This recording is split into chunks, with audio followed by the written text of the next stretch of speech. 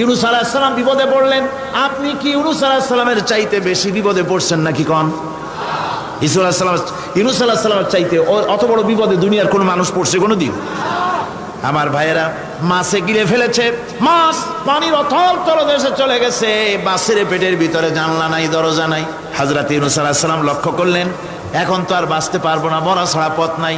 ইউনূস আলাইহিস সালাম চিৎকার মারলেন, লা ইলাহা ইল্লা আনতা সুবহানাকা ইন্নী কুনতু মিনাজ জালিমিন। পড়েন সবাই, লা ইলাহা ইল্লা আনতা সুবহানাকা ইন্নী কুনতু মিনাজ জালিমিন।